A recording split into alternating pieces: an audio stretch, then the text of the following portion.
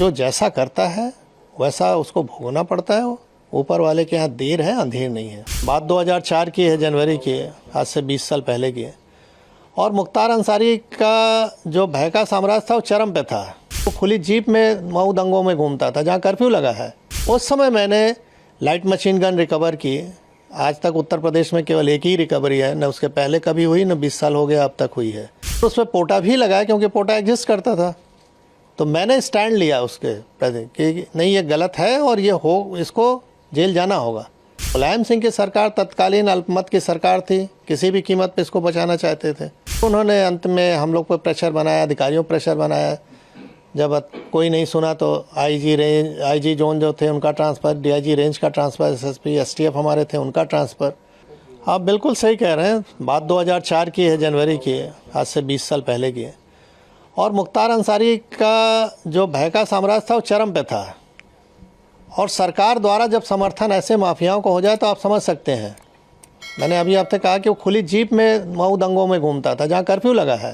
किसी की हिम्मत नहीं हुई उसके प्रति कुछ बोल दे, कार्रवाई की तो छोड़ दीजिए। और उस समय मैंने लाइट मशीन गन रिकवर की। आज तक उत्तर प्रदेश में केवल एक ही रिकवरी है, न उसके पहले कभी हुई, न 20 साल हो गया अब तक हुई है। और उसमें पोटा भी लगाया क्योंकि पोटा एग्जिस्ट करता था। तो मैंने स्टैंड लिया उसके प्रति कि नहीं, ये गलत है और ये हो, इसको जेल जाना होगा। लेकिन मुलायम सिंह की सरकार तत्कालीन अल्पमत की सरकार थी, किसी भी कीमत पे इसको बचाना चाहते थे।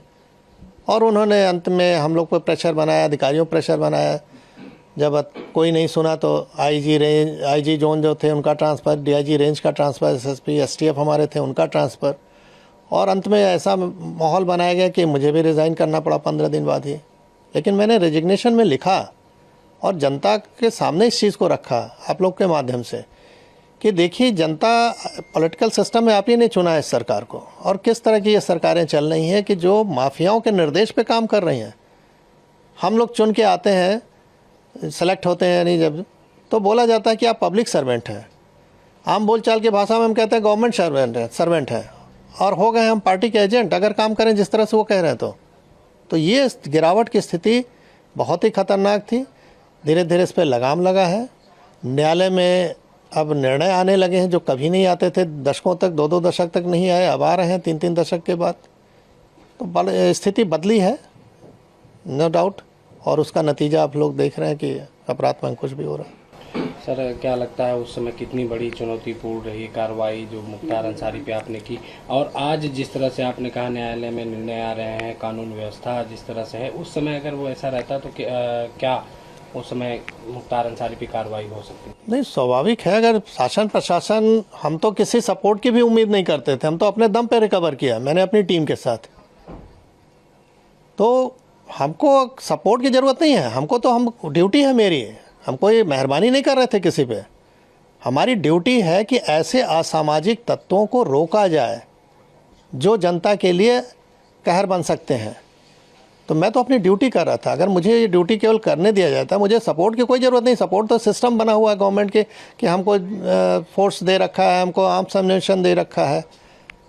तो हम तो अपना ड्यूटी अगर खाली निभा दें ईमानदारी से तो जनता को अपने आप राहत मिल जाए। कहावत है कि पुलिस अगर चाह ले तो पत्ता नहीं खड़क सकता, ये हकीकत है। मैंने एज ए डिप्टी एसपी, बहुत छोटा पद था, बड़ा पद नहीं था, लेकिन जहाँ भी रहता था 3 से 4 थाना क्षेत्र जो भी मेरे अंडर में रहे, उसमें किसी की हिम्मत नहीं है, मजाल नहीं थी कि कोई माफिया आके इंटरफेयर कर ले और कुछ वारदात कर ले। क्योंकि उसको मालूम था कि इस अधिकारी के मत्थे चढ़ गए तो हमारी जान जानी है, हम बचेंगे नहीं। आपकी कार्रवाई के बाद फिर आप पे दबाव बनाया गया? वही कि दबाव नहीं बनाया गया होता तो मैं इतनी अच्छी नौकरी क्यों छोड़ता भाई। जब मुझे लगा कि मैं अब कुछ नहीं कर सकता इन लोगों के सामने, तो कम से कम बाहर आके जनता को तो बताऊं कि हो क्या रहा है। शायद अगर हम नौकरी में रहे होते तो ये पक्ष कोई देख ही नहीं पाता कि किस तरह का दबाव बनता है। तो आज मैं जीता जागता उदाहरण हूँ कि इस तरह की सरकार अगर रहे चले तो कैसे आप जनता को रिलीफ पहुँचाओगे। अगर सरकार सही नहीं चले तो अधिकारी काम नहीं कर सकता है। तो मैं बाहर आके इस चीज़ को रखा, जान जोखिम पर अपने डाला, परिवार की जान जोखिम में डाला। स्वाभाविक है कि अच्छी नौकरी के बाद हम कहीं अगर नौकरी प्राइवेट भी ज्वाइन करने तो इनके कॉल चले जाते थे कि इनको निकालिए अपने यहाँ से। किराए का मकान नहीं मिलता था, रात में सामान कहीं लेके रख दिया तो सवेरे वहाँ से खाली करना पड़ता था। तो ये सब चीज़ें देखी, लेकिन अब उस पर ज़्यादा नहीं बोलना है। हाँ, ये है कि जो जैसा करता है वैसा उसको भोगना पड़ता है। ऊपर वाले के यहाँ देर है अंधेर नहीं है। 20 साल का समय लगा, लेकिन वो अपनी मौत मरा। जो डर दूसरों पे कायम किया था वो डर उस पर हावी हो गया और अंत में हार्ट अटैक से उसकी मृत्यु हुई। सर, कहा जा रहा है कि मुख्तार अंसारी की मौत पर पूर्वी उत्तर प्रदेश में बवाल हो सकता है, माहौल ख़राब हो सकता है। मैं एज ए जो पुलिस का अनुभव मेरे पास है, शासन प्रशासन का, मैं दावे के साथ कह सकता हूं कि कहीं कुछ नहीं होगा। इसलिए नहीं होगा कि लोगों को मालूम है कि अगर हमने कानून हाथ में लिया तो सरकार सख्त है, हम पे कार्रवाई हो जाएगी। और कोई नहीं है ये सब करना चाहता है। वो तभी करते हैं जब शासन प्रशासन का सह होता है। अगर सह न रहे ना तो हिम्मत नहीं है कि एक पत्ता भी खड़क गया है। तो मैं अपने अनुभव